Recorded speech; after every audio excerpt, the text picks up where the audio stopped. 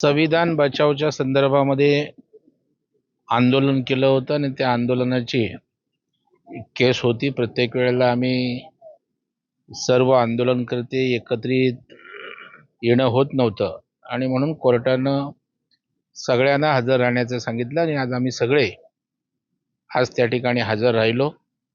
आम्हाला त्या ठिकाणी जामीनही झाला आणि अंतिम त्या ठिकाणी केस निकालासाठी आहे.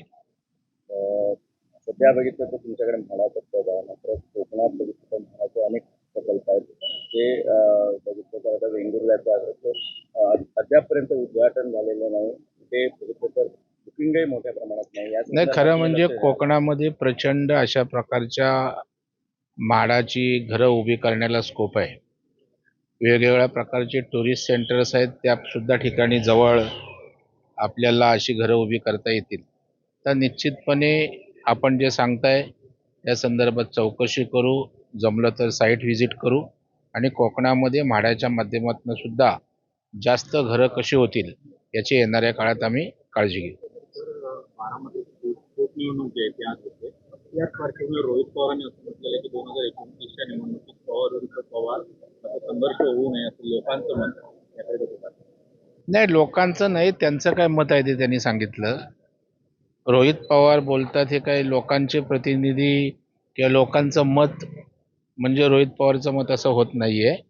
परंतु हा शेवटी त्यांचा पवार कुटुंबियांचा प्रश्न आहे. त्यांनी काय करायचं हा त्यांचा कौटुंबिक प्रश्न त्या ठिकाणी आहे. परंतु त्यांना जे करायचं आहे ते लोकांवर ढकलू नये. साहेब, तुम्ही कोकणचे सुपुत्र आहात. मुंबई गोवा महामार्गाचं काम जवळपास संपलेलं आहे. सिंधुदुर्गातलं झालेलं आहे, रायगडमधलं चालू आहे. टोल माफीसाठी प्रयत्न होतो विरोधकांकडून. ओसरगावचा टोल नाका आहे, तो टोल माफी द्यावी सिंधुदुर्गवासियांसाठी किंवा कोकण काय पाहतो? नाही, टप्प्याटप्प्यानं महाराष्ट्रामध्ये टोलमाफी होतेच. प्रमुख जी मुंबई शहर असेल किंवा महत्त्वाचं टोल ज्या ठिकाणचे होते ते बंद झालेले आहेत आणि त्यामुळं सगळे आर्थिक स्थिती पाहता टप्प्याटप्प्यानं होणाऱ्या प्रक्रियेमध्ये अशा प्रकारची आपल्याला मागणी करता येईल. सध्या ओसरगावचा टोल नाका आहे, त्या संदर्भात विविध प्रक्रिया जिथे राबवण्यात आलेली आहे. आज शेवटची तारीख आहे निविदा सबमिट करण्याची. त्या निविदा जी आहे ती ओपन होणार आहे. नाही, याच्या बाबतीत मला कल्पना नाही आहे. परंतु या ठिकाणी टोल माफीची मागणी असेल तर त्या ठिकाणी सरकार निश्चितपणे त्या संदर्भात भूमिका घेईल. कोकण नेत्यांनी यावर टीका केलेली आहे. त्यांनी असं म्हटलेलं आहे की नितीन गडकरी काही दिवसापूर्वी सिंधुदुर्गात आले आणि जाताना सिंधुदुर्गवासियांना टोल लावून दिले. नाही, मला वाटतं वैभव नाईकांना आता काम उरलेलं नाही आहे. त्याने जर टीका केल्या नाहीत तर वैभव नाईक त्या ठिकाणी त्यांचं अस्तित्व आहे काय अशा प्रकारचा प्रश्न निर्माण होईल. त्याच्यामुळे अधूनमधून त्यांना अशा प्रकारचे फुतकार सोडावे लागतात.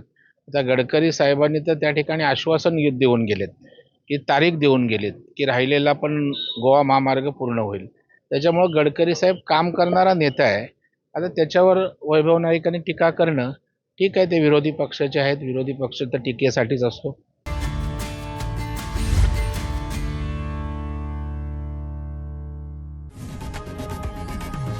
लोकशाही मराठी ऐका, पहा, जागरूक रहा.